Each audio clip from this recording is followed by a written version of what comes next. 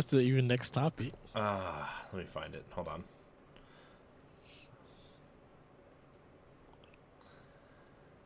Um,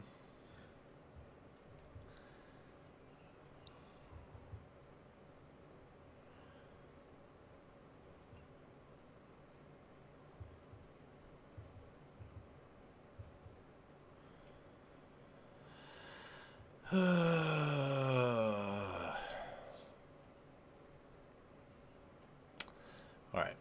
So we're going to talk about the 3DS, Ed, Okay. and why Nintendo continues to support it. Are you ready? Yes. Okay. What's up, nerds? Welcome to Nintendo Power Blocks Expansion Pack. Remember, you can find Expansion Pack every Monday right here on youtube.com/NGR Radio at noon Eastern Time. Today's topic. Oh, joining me, as always. That's right. Eddie V. That retro code. Magic Man. Jazz hands. Spirit fingers.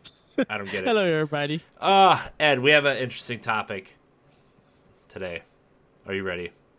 Yes. And, the more I've been thinking about this, the more, it makes sense from a business perspective, but I want to have a decent conversation about this because I'm tired of, and I'm guilty of this too, why are they still supporting 3DS? Why can't they just bring everything to Switch? Stuff like that, right? So, Ed, why do you think, with the success of the Nintendo Switch, Nintendo is still developing and supporting the 3DS? Okay. So everybody already know my answer for this. I've been saying this for past episodes, and I continue to say it. They're not going to stop a system that's making them money. This is a. They're not just going to be like just because another system is making us money. You think we're going to quit? No. They're still going to bring out systems, games, because they know that for a certain base, a certain age range, and maybe consumers for parents and stuff, they're trying to find something their kid could game on, but that's more economical, and a lot of phone games to avoid all that um free to play stuff and downloading packs and stuff without their parents knowing and everything. Like they're trying to, for a parent to have their child have an actual game system that they could enjoy without breaking the bank, they're going to give them the 3DS than or the 2DS because it's more reliable. It has a ton of games that kids ask for, and that's easier for them to play. The Switch. I think when a kid gets to a certain age or adult who is able to buy it, I think that's when they'll start buying the Switch. A lot of parents don't know still a lot about the Nintendo Switch and what it does. But for 2DS and 3DS, it's easily being able to market. So Nintendo's not going to get rid of it because of one system. I'm just like, why double your profits uh, while you can? Yeah. Like, there's 70 plus or some million 3DSs out there. So people can still and developers still could put games on that system and make a profit off it and recoup a lot of it. Yeah. So that's why I feel like they're going to continue to sell it. Yeah. Having the Switch as a one-on-one system, yeah, that's a good idea, but budgetary reasons, and a lot of people are going to be like, well, if I'm a family of four, that's $1,200 for Mm-hmm. everybody to have their own Switch. Yeah.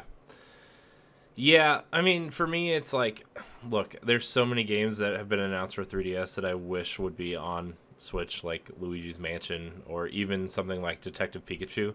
But then Mm-hmm. there, but like I said when we were talking about PAX stuff, like when I went to PAX, I saw Sushi Strikers, and I wholeheartedly believe that game will be a better experience on the 3DS.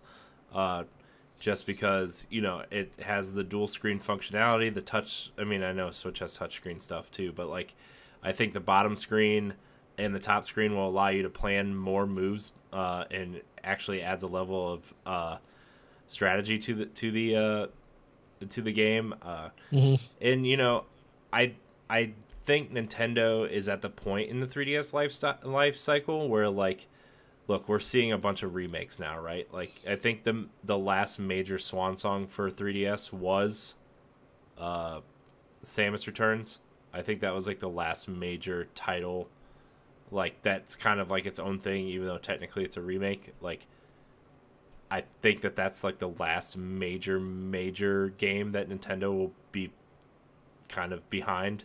You know, we did see Detective Pikachu, and we see the Luigi's Mansion remake coming up, and we've seen 2 Mario and Luigi RPG remakes on the system.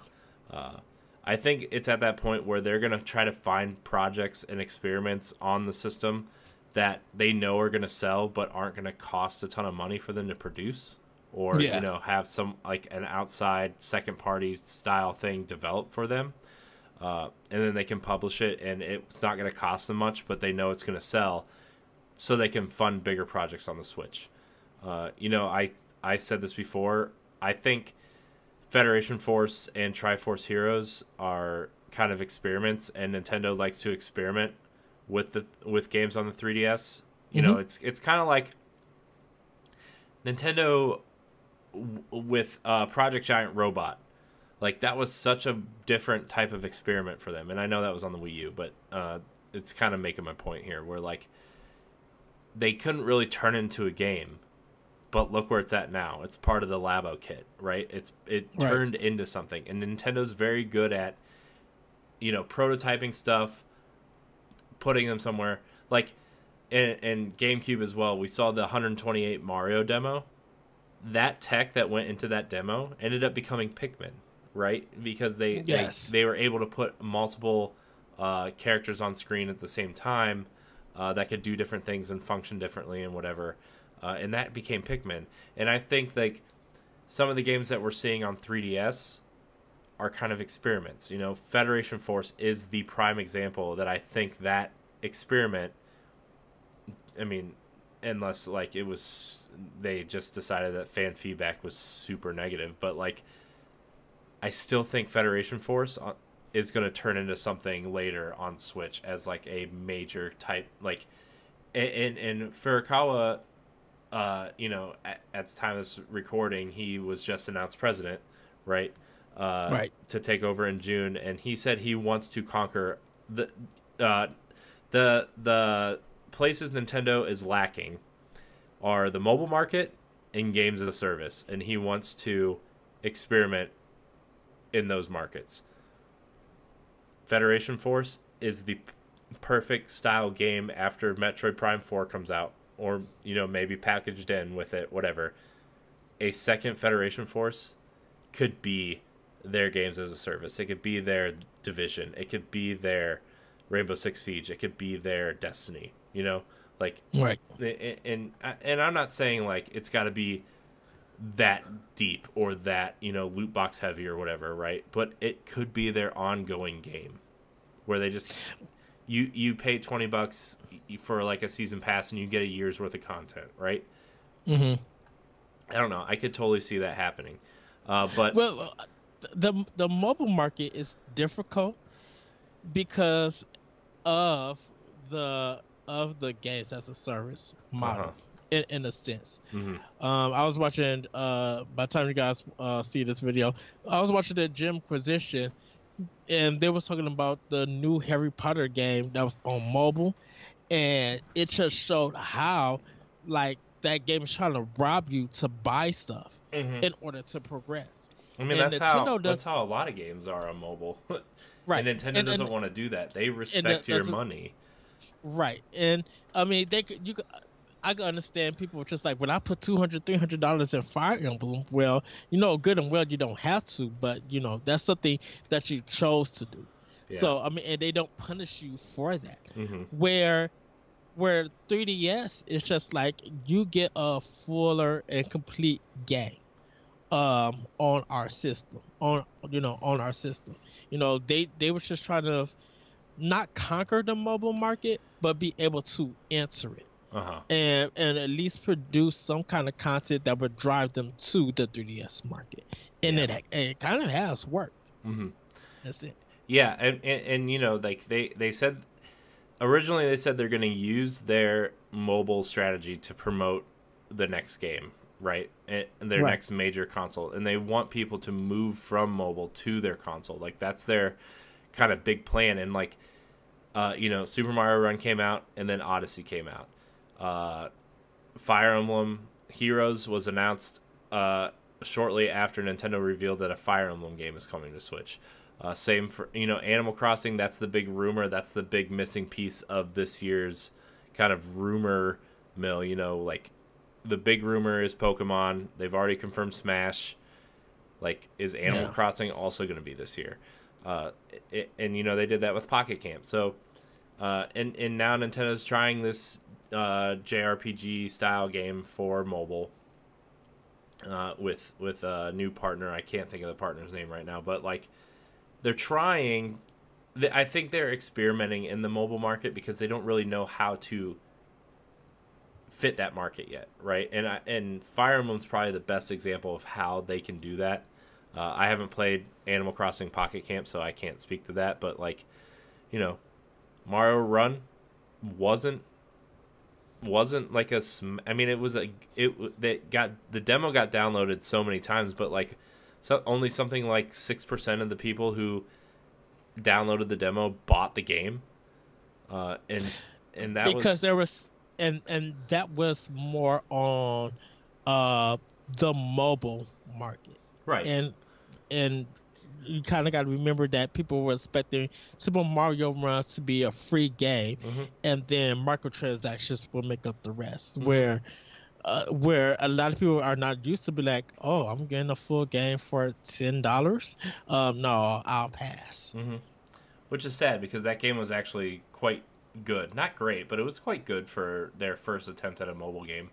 Yeah, So I don't know. I think, you know, back to the 3DS, like I think they're gonna try to work this three pillar system that they originally envisioned with the GBA, DS, and GameCube, and now it's hmm just phone, 3DS, Switch, right? It's just different. So, yeah. and Well, maybe I think somehow, someday, some way they'll all finally like link together and be able to like, if I do something in Animal Crossing Pocket Camp, maybe it unlocks something in Animal Crossing Switch.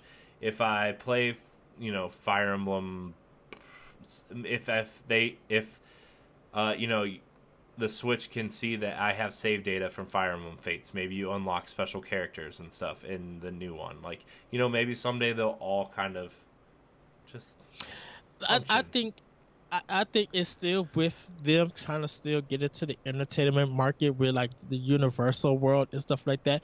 It would be cool that when like the Pikmin movie or what animated movie come out, if you get theirs for the previews and you got your 3DS or your Switch or something, they could put up a QR code and bam, you get a free game from that.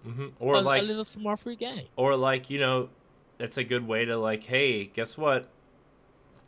Pokestops are here. Download Pokemon Go, and you can get special exclusive things here, like a Pikachu with a roller coaster hat or something, I don't know. You know, like they could do something like that, or like, hey, here's a QR code. Here's a Super Mario Run level that you can only get at Universal Studios, and the levels are based off of Universal Studios.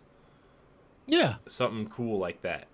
So I don't know. We'll see. But I like back to the 3DS and just my last thought on this. Like you said, Ed, why would you stop focusing on a product that just basically prints money? So, Yeah. and you know, maybe if the mainline Pokemon games are done, but like Mystery Dungeon, Detective Pikachu, maybe a Detective Pikachu sequel. Pokemon is still going to exist on 3DS somehow in some way. Mario is still going to exist. Like the game I'm most looking forward to right now that's been announced for Nintendo is the Luigi's Mansion, and it's coming to 3DS. So shows how, you know, my 3DS is plugged in over here next to my Switch all the time because I'm like, someday I'm going to pick it back up because something's coming to it. So, Yeah. but anyways, that's my thoughts on 3DS. Ed loves this, you know, whatever. This is still happening. As concerned as I am happy that, like, hey, these projects can fund new exciting projects. And can I add one last thing? No. I'm just kidding. I'm going to do it anyway. I'm going to overhead that. One last thing about it, with Nintendo patenting some new kind of way to play, it would be interesting to see how far the 3DS could go before maybe that patent that they did for their next system or whatever, or their idea might be the next handheld. So they want to keep the 3DS keep going until they can get a new system in people's hands that's portable. Yeah. So anyways, there are games I'm looking forward to on 3DS, and games that could only exist on 3DS, like Bowser's Inside Story is definitely one of those games that can only exist on a dual screen system. So we'll see. Yes. I mean, they've already confirmed beyond 2019 they're supporting it. So keep your chargers on deck, everybody. But anyways, this has been Expansion Pack. Remember, you can find Expansion Pack every Monday here on youtube.com/NGRradio and ngrradio.com/expansionpack. Like, subscribe, and share. What do you think about Nintendo still supporting the 3DS through 2019 and beyond? Let us know. Do you think it's a good idea, a good business move? Don't be trolly. Just give an honest opinion. And I know it's the internet. Someone's going to be trolling down there. But anyways, download Nintendo Power Block every Tuesday and Friday on your podcast service of choice. And until next time, we love you. Bye, everybody.